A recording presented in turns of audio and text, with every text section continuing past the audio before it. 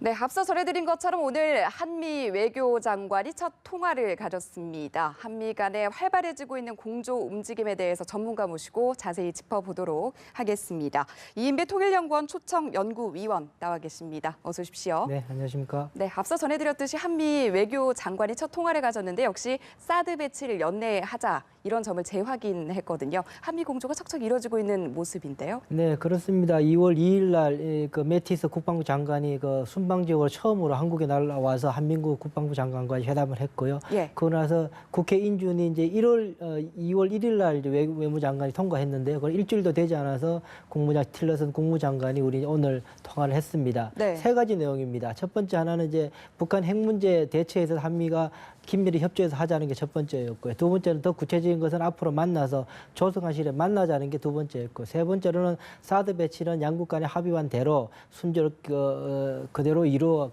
가자라는 게 이제 세 번째라고 볼 수 있습니다. 네, 사실 트럼프 행정부가 출범하기 이전에 북핵과 관련해서 어떻게 대응해 나갈 것인가 여러 가지 관측들이 나왔었는데요. 지금까지 나온 내용으로 봤을 때 상당히 적극적인 태도를 보이는 것 같거든요. 이 같은 움직임을 미국에서 보이는 이유 뭐라고 해석하십니까? 네, 사실은 전문가들도 조금 의아한 부분, 의외였던 부분이 있습니다. 왜냐하면 그 힐러리 클린턴 후보가 오히려 국무장관도 했고 북한 핵 문제에 대해서 스터디가 잘 돼 있었기 때문에 오히려 저 클린턴 후보가 당선이 되면은 북핵 문제에 대해서 조속하게 가닥을 잡을 거라고 생각을 했고, 반면에 기업가 출신인 우리 트럼프 대통령 같은 경우에는 아마 그러기보다는 조금 시간이 걸릴 거라고 생각했는데 예상외로 대단히 빨리 이 한미 간의 북한 핵 문제에 대해서 조율을 빨리 지금 시도하고 있는 상황입니다. 네. 그 이유를 가만히 보면은 가장 큰 이유는 그걸 겁니다. 그 트럼프 대통령이 내세우고 있는 그 핵심 가치 중에 하나가 위대한 미국이지 않습니까? 위대한 미국을 다시 만들겠다라는 것이 이제 트럼프 대통령의 핵심 공약이었는데, 그거에 있어서 북한 핵이 가장 위협이 된다라고 생각을 하고 있는 것이겠죠. 예. 위대한 국가를 만들고 있는데 미국 본토를 위협할 수 있는 무기가 북한에서 만들어지고 있다라고 생각할 때는 가장 큰 걸림돌을 발 수밖에 없을 것이고, 네. 그렇기 때문에 빨리 그에 대한 대처가 필요하다고 생각했을 겁니다. 네, 이런 기조와 동시에 그리고 지금 미국의 외교안보 라인의 주축을 이루는 인물들 역시 북한에 대한 강경파 인물들이 포진해 있지 않습니까? 이런 네. 점들은 어떤 의도로 풀어볼 수 있을까요? 일단 강경파, 이제 이 사람들이 강경파이기도 하지만 사실은 강경파라고 해서 무조건 강경적이지는 않을 겁니다. 예. 이 상황에 따라서 그 사람들 국가 정책을 만지는 사람들이기 때문에 상황에 따라서 그 즉각 대응을 하겠죠. 단지 이 사람들 지금까지 나오고 있는 매티스나 틸러슨이나 NSC 누구죠?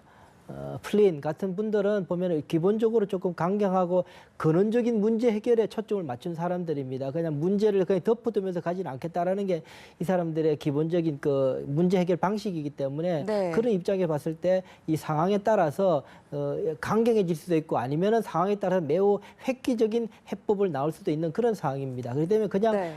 그들의 성격 때문에 그냥 강경 노선을 펼 거다라고 생각하는 것은 지금부터 섣부르다라고 생각할 수 있습니다. 네, 일단 한미 양국은 공조 움직임을 공고히 하고 있는 가운데 중국에서는 지금 하나하나 다 신경을 쓰고 있는 듯한 모습인데요. 일단 오늘 한미 외교장관의 통화에서 이런 내용이 나왔거든요. 사드는 다른 나라의 이익을 침해하지 않는다면서 다시 한번 중국의 주장을 일축하는 부분을 재확인했는데요. 이런 내용들이 재차 강조되는 이유는 뭐라고 보십니까? 지금까지 계속 이제 중국으로서는 사드 배치가 본인들의 국가 이익에 반하는 것이라고 끊임없이 지금 반발을 하고 있는 상황이고요. 한국과 미국 간은 그렇지 않다라고 지금 끊임없이 이야기하고 있는 상황이고요. 기술적으로 보면은 탄두가 이 사드의 탄두라는 것이 한 1.3m밖에 되지 않습니다. 그리고 네. 그걸로 어느 건물 하나도 부시기 어려운 거기 때문에 공격형은 아닙니다. 그렇기 때문에 분명히 방어용인 건 맞고 그런 상황이긴 한데, 이런 상황 속에서 이제 제가 볼 때는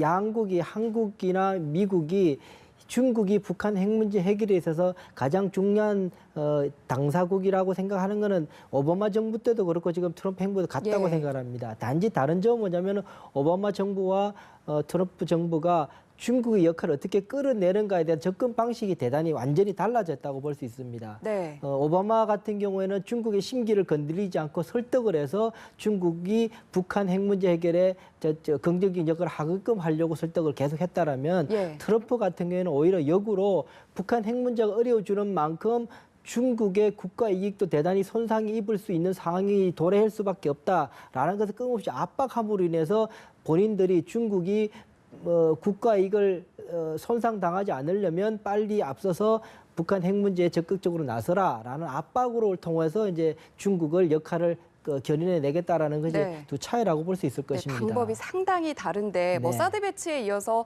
해리 해리스 미 태평양 사령관이 지금 뭐 주말트 한반도 배치와 관련해서 네. 언급한 부분에 대해서도 중국이 불편한 심기를 드러내고 있거든요. 이렇게 계속해서 지금 불편한 입장을 내놓고 있는 가운데 북핵을 압박하기 위해선 북한을 압박하기 위해선 중국의 도움이 꼭 필요하잖아요. 네. 북한의 이 지금 압박을 위해서 중국의 도움을 이끌어낼 비책 어떻게 마련할 수가 있을까요? 앞서 제가 말씀드린 것처럼 이럴 겁니다. 지금 좀 월터가 오는 문제도 그렇고요. 예. 또 하나 지금 가장 큰 카드 중에 트럼프 대통령의 가장 큰 중국을 움직이게 하려고 하는 가장 큰 카드 중에 하나의 중국 원칙에 대한 그 반대 입장을 보였지 않습니까? 예. 그것도 협상 대상이라고 이야기했지 않습니까? 월스트리트저널에.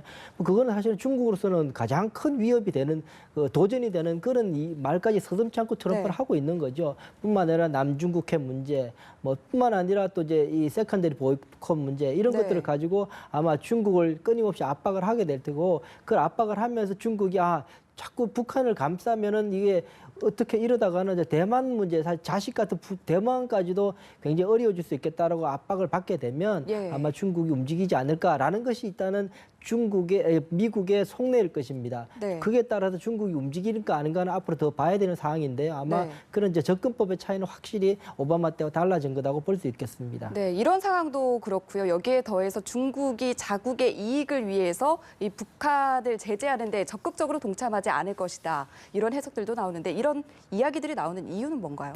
그거는 전통적인 시각입니다. 그거는 예. 이미 다 잘 알려져 있는 바일 겁니다. 잘 알려진 거로는 순망치한 이런 말 하지 않습니까? 예. 그 입술이 없어지면 이가 시리다고 말하지 않습니까? 중국 사람 이야기합니다. 그 완충지대라고 이야기합니다. 그러니까는 중국은 국경선 한 2만 킬로미터 정도가 됩니다. 그 중에 인도, 베트남, 러시아, 파키스탄 수십 개 나라들과 국경을 맞닿고 있는 예. 상황이거든요.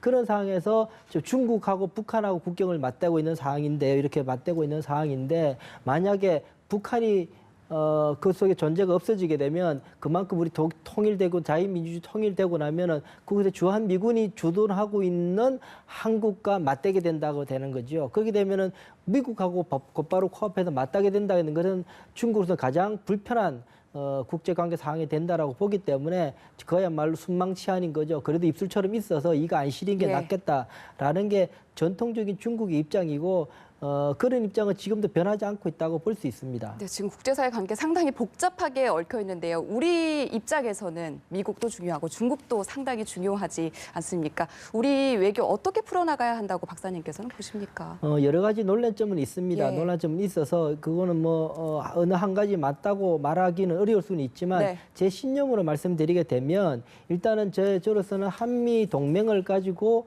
중국을 움직이게 하는 것이 가장 중요한 거다. 그래서 저는 이제 베이스 캠프론이라고 이야기를 하는데 베이스 네. 캠프는 어쨌든 우리로서는 한미 동맹이 안보에서 핵심주일 수밖에 없습니다. 그러한 한미 동맹을 굳건한 속에서 그 카드를 가지고 물론 중국과 우리가 배타적일 수는 없습니다. 배타적일 수 없고 끊임없이 설득을 해야 되는 상황인데요. 네. 그 설득함에 있어서도 우리 스스로를 지키는 문제에 있어서는 타협의 대상이 아니기 때문에 거기에 예. 대해서는 중국이 불편하더라도 우리가 관철시켜 놓고 그 나머지 부분에 대해서 중국하고 경제적인 문제든 여러 가지 문제들에서 서로가 타협하고 국가 서로가 공동의 이익을 마련할 부분이 있으면 네. 그것을 함께할 수 있는 방을 찾는 것이 우리의 외교 전략이 되어야 된다라는 게 제 생각입니다. 네, 이런 가운데 한미 간 군사 공조 움직임은 오는 3월에 있을 한미 연합 훈련에서 확인이 될 예정인데요. 사상 최대 규모가 될 가능성이 높다 이런 얘기들이 나오더라고요. 또 작년에도 사상 최대 규모였다 이런 기사를 전해드린 바 있는데 어느 정도 규모로 예상을 하십니까? 일단 지난해 우리가 가장 사상 예. 최대 규모였다 그럽니다. 한국군이 31만 명, 미군이 17,000명 정도가 같이 운전했거든요. 예. 보면 이게 같이 하게 되면 이제 이 독수리 훈련 같은 경우는 야외 기동 훈련을 하게 됩니다. 키 리졸버 같은 경우는 CPX라고 해서 이제 도상 훈련을 하는 것이고 이제 독수리 훈련 같은 경우에는 실제로 이제 야외 기동 훈련을 하게 되는 것인데요. 네. 그걸 통해서 하게 되는데 아마 이번에는 더욱더 적극적으로 항모나 전략 자산들이 적극적으로 투입될 가능성이 높습니다. 참고로 말씀드리면 보면 2015년에 우리 이제 한미 간의 한미 간의 합동 군사 훈련 군사 작전 계획이 다시 수립이 되게 되는데요. 네. 그것이 예전에 있던 5027과 다른 점이 뭐냐면은 그전에는 북한이 쳐들어오면은 우선 막은 이후에 다시금 이제 밀어서 위로 올리겠다라는 생각이 기본적으로 방어 위주였습니다. 예. 그런데 이제 북한이 핵을 가짐으로 인해 가지고 핵을 가지고 화학 무기 등 비대칭 무기들을 가짐으로 인해 가지고는 방어할 경우에 우리 대한민국 피해가 너무 크다. 네. 그렇기 때문에 징후가 있거나 하면은 선제 공격을 통해서라도 일단은 적극적으로 방해하는 것이 우리 대한민국 국민을 지키는 최선의 방책이다라고 한미 간에 합의를 했습니다. 예. 그런 속에서 이루어진 이제 훈련이라고 볼 수 있겠습니다. 네, 안 그래도 한미 연합훈련에 민감하게 반응하는 북한인데 최대 규모라고 하면 또 어떻게 반응하고 도발할지 관심이 집중되고 있는 상황입니다. 오늘 말씀 여기까지 듣겠습니다. 고맙습니다. 네, 고맙습니다.